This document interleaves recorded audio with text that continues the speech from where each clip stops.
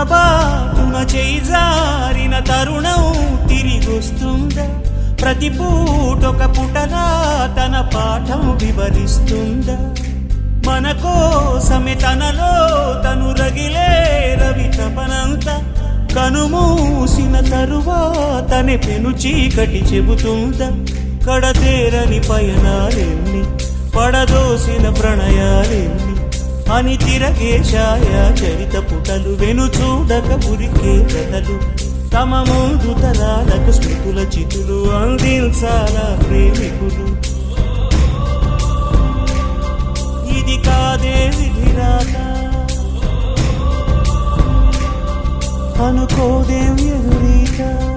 10 నెలలు తనలో నిన్ను మోసిన అమ్మైనా అప్పుడో ఇప్పుడో కననే కలను.